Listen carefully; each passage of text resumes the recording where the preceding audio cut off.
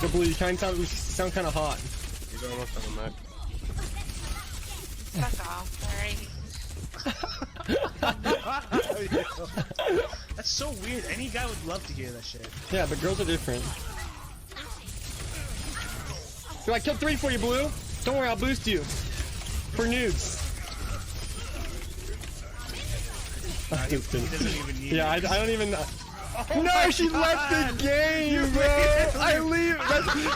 Let's talk. I'm clipping that. That's... We experience online toxicity every day, either on our social media feed or while playing games. But the gaming community seems to be the most toxic. It makes sense. It's a competitive environment. Sooner or later, it's bound to happen. It's part of competitive games. But when does online toxicity go too far? This is how the gaming community became the most toxic.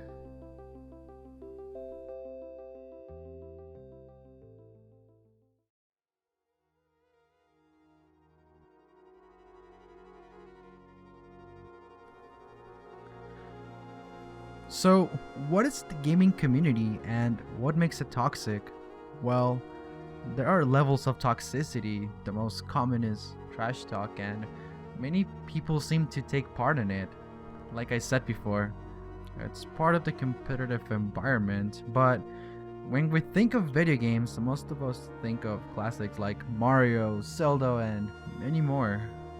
However, titles like Fortnite, Dota, League of Legends, and Overwatch are played online and have drastically changed the way we play games. So, when does online toxicity go too far? I researched the issue by interviewing people who take part in the gaming community, like Shannon, an active gamer. We met through Twitch, a streaming platform where gamers gather and socialize. Shannon has suffered firsthand the effects of online toxicity. She has been doxxed, harassed, and was open to share her past experiences. But what is doxing? Doxing is when your personal information is leaked by a hacker. Shannon was a victim of doxing during a live stream of a rap battle game. It's tough because the internet, it's a great thing because it just opens up the world to everyone, and there's tons of good people out there, and there's so many awful people out there too. And me personally, I'm very easygoing. I'm a pretty passive person, and I trust easy. And so I think that kind of makes me vulnerable and potentially a target. So, I mean, I've definitely witnessed to and experienced a lot of pretty outrageous and dropping comments and actions that people will post on like YouTube videos or just Twitch chats, and it's tough. You could be like the most perfect person in the world and there'll still be a troll that comes in and has something horrible to say about someone, you know? So it happens to everyone. I agree, but what about the rap game? Yeah, the rap game. For sure. So that's definitely a night that I will never forget. That was the first night that someone really affected me and really kind of made me raise awareness to the situation and how toxic people can actually be. So we were playing the rap party game on the Jackbox party.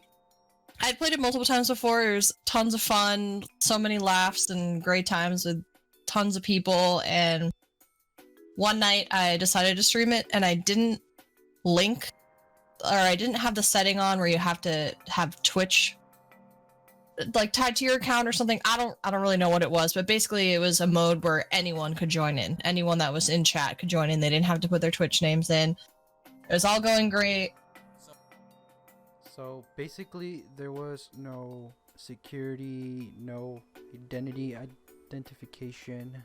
Anyone with the link could get access to this. Exactly. But what is the rap game? Madverse City will help you use your phone or other device to create rhymes that will devastate your opponent, or at least get a chuckle out of them, for 3 to 8 players, plus an audience of up to 10,000 voting along. Mad vs. City, part of the Jackbox Party Pack 5, coming this fall from Jackbox Games. Available on all major platforms. So we were having a great time. Everything was going great, and this guy just comes in, and granted, his raps they rhymed, but there's a lot of personal information released about me in the rap, like my full name, first, middle, last name, my birthday, my current mailing address, and I feel like my mom's name or something. Like, I don't know. I was completely shocked because that type of information that was said is not something you could find online. Like, I immediately shut down stream, just hit end, didn't say anything. I was in shock and went online and just Googled myself to try to find the information that this person had found about me, and I couldn't find it. I couldn't find the exact information that he posted, but I still to this day have no idea how they know all of that information about me. And I just felt so exposed and like embarrassed and awful, and it just made me, it opened my eyes, honestly, because I trust too much, and now I realize you gotta be careful, and I know the type of people that are out there, and it sucks. Did he threaten you at all? Yeah, they shouted out my whole address and my whole name. Like, I feel like the only thing that wasn't mentioned was my social security number, which wouldn't have surprised me at that point because the other information they had was very shocking that they knew it. I was very, and that put a damper on things for me for a while. It affected me big time, and it made me question if I wanted to ever stream again or even be on Twitch and like play games with people, because I had no idea how these people knew that information about me, and that it was scary. Did you take a break, or did you wait a certain amount of time?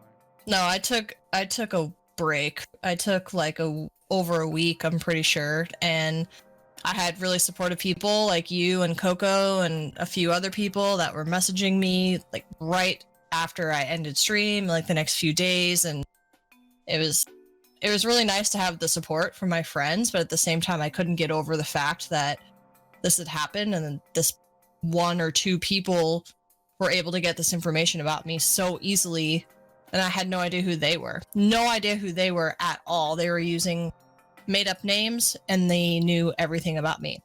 So no, I didn't, because I didn't really have anything to go off of. I didn't know who they were. I didn't know their Twitch names. I was just completely shocked, and honestly, I was scared. Like, I felt like, how do these people know where I live and my full name and my birthday, and are they gonna come to my house? Like, do they know the environment that I live in? Do they know, like, if I'm secluded or if I'm in a city? Like, it messed with me. It really did. It spooked me. It took me a while, and I still, honestly, I have not played that game since, and that was probably last summer. So a little over a year now. Yeah. The negative environment being perpetuated by these trolls is making gamers like Shannon consider leaving the gaming scene and its dangers. But what is the solution? Most games have a reporting feature where gamer accounts can be banned for toxic behavior, game sabotage, or hacking. Some say that reporting features are ineffective, but Jeff Kaplan, game director for Overwatch, reported that over 340,000 accounts have received disciplinary action due to the reporting feature alone. So consider using the reporting features. Also, you can make your social media usernames private and use a VPN. But most importantly, at the end of the day, we have to remember that gaming should be fun and a safe environment, so play nice and play fair.